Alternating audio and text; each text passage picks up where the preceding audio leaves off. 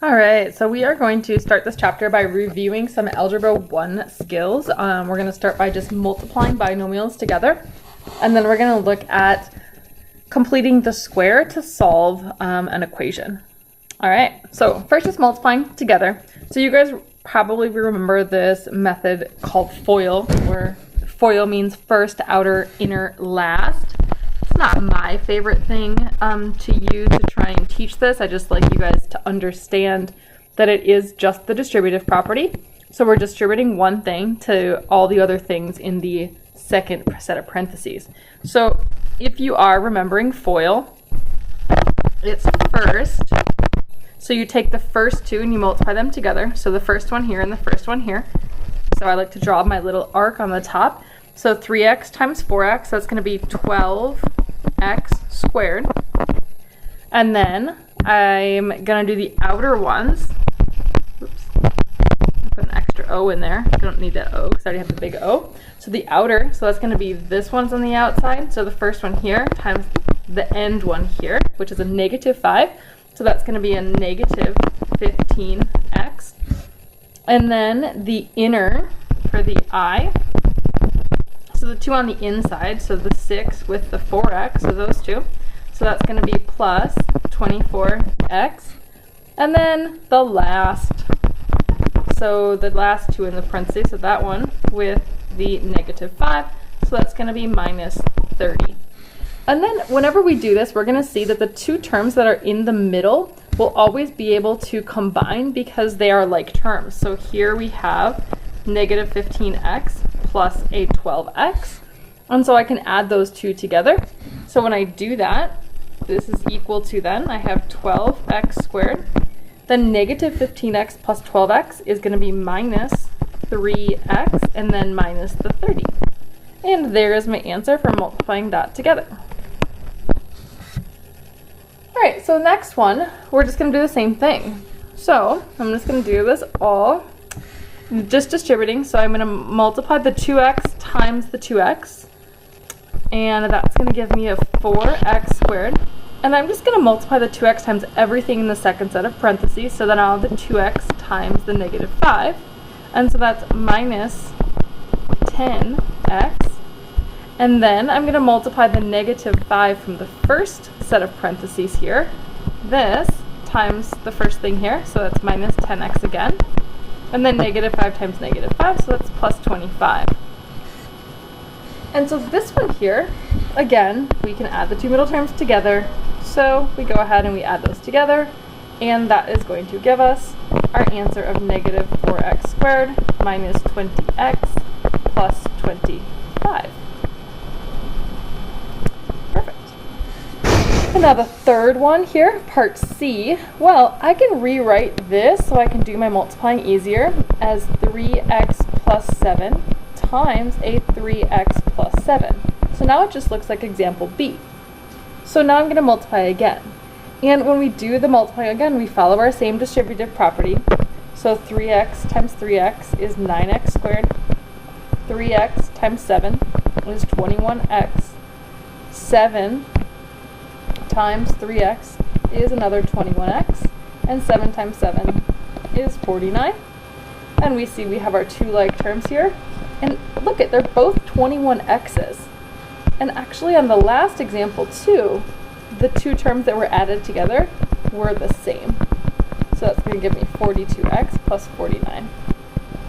And so that's something that's going to lead us into our lesson for today. So on example B and example C, we saw here that the 10x, negative 10x and negative 10x were the same, and 21x and 21x are the same.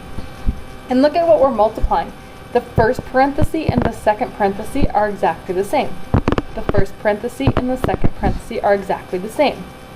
Part C started off a little bit different. It just combined it and wrote 3x plus 7 quantity squared. So on part B, I could have written the original problem on part B. This one could have just been here. Instead of writing them separate, I could have also started this one off as 2x minus 5 quantity squared. And so what we're looking at here is we're looking at how do we get that. So it's always going to be some quantity squared, and that's what we call completing the square. Okay? So our goal is to get this quantity squared. So let's continue. Uh-oh.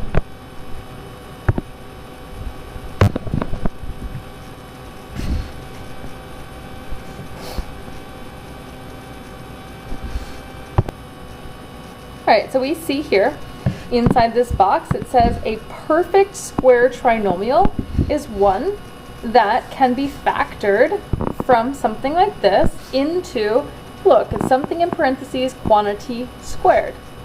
So basically we're taking something that looks like this form of part B and putting it into this form, or taking in part C something that was our answer and reversing it and putting it back into that form. So we're essentially going to reverse this process, and we call that completing the square. Okay? Alright, so for example, this here, x squared plus 6x plus 9 is a perfect square because we can write it as x plus 3 quantity squared. So if I check that real quick, if I say x plus 3 times x plus 3, so multiplying that out, I'm going to get x squared plus 3x plus 3x plus 3 times 3 is 9. And sure enough, if I add together the 3x and the 3x here, that gives me 6x. Perfect. This second one here, 4x squared plus 20x plus 25 is a perfect square because it can be factored into 2x plus 5 quantity squared. So here, 2x plus 5 times the quantity of 2x plus 5. So that's going to give me 4x squared plus 10x plus 10x plus 25. And so look, 10x and 10x. And that makes 20x. What I want you guys to notice here is that the two numbers that we add together, 10x and 10x, those are always going to be half of whatever this number is. So here, 3x and 3x. 3x is half of 6x. Let's go back up here. Negative 20x, cut that in half. Each of these was a negative 10x. Here, 42x, each of these was a 21. So the two middle numbers are always going to be exactly the same, which is important and helpful for figuring out how to complete the square.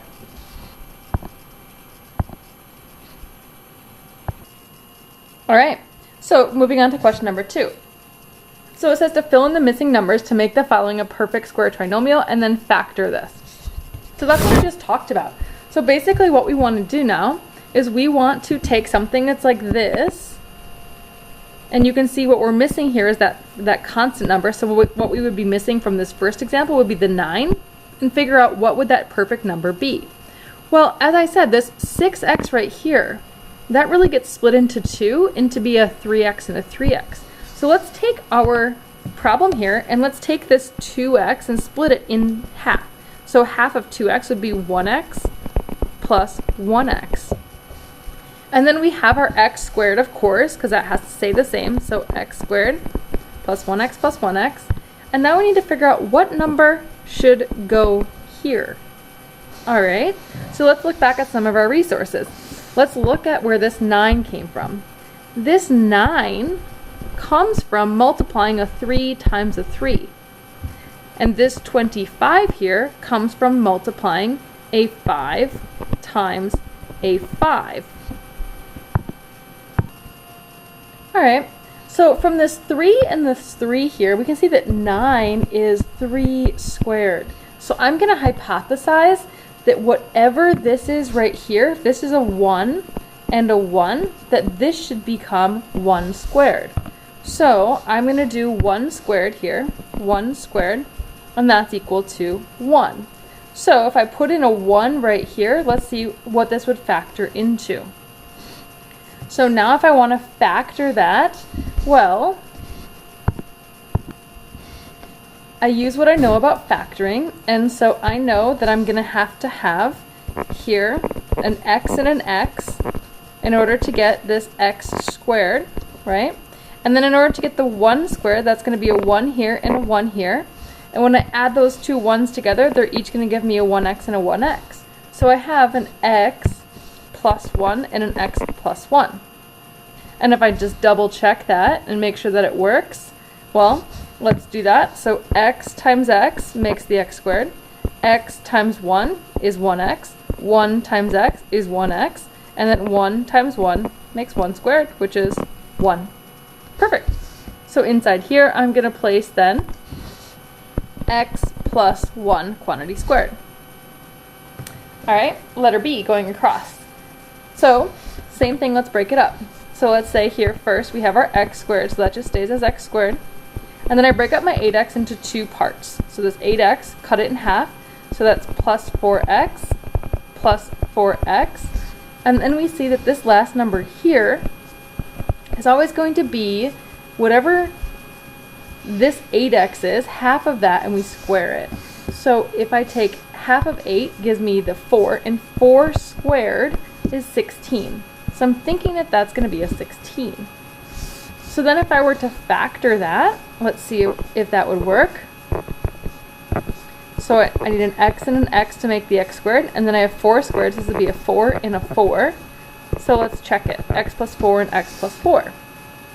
So checking it, x times x makes the x squared, x times 4 makes 4x, 4 times x makes 4x, 4 times 4 makes 4 squared, which is 16. Perfect. So inside here, I'm going to have x plus 4 quantity squared. All right, so go ahead and pause the video here and see if you can complete letter C and letter D on your own.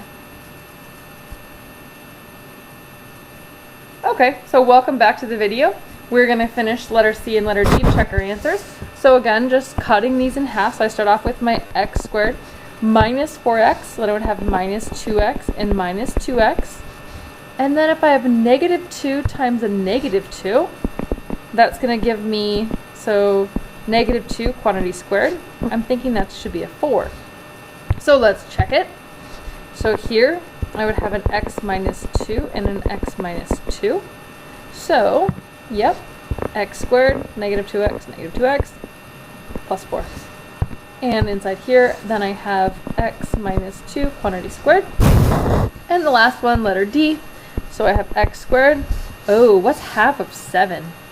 Well, we know we keep it as fractions, negative 7 over 2x, positive 7 over 2x. And then I have to square that, so plus 7 over 2 quantity squared. Alright, so that's going to give me, if I square 7, I get 49. Square 2, I get 4. Alright, so then that's going to give me x plus 7 over 2 and an x plus 7 over 2. And I will let you guys check that. We should get x plus 7 over 2 quantity squared.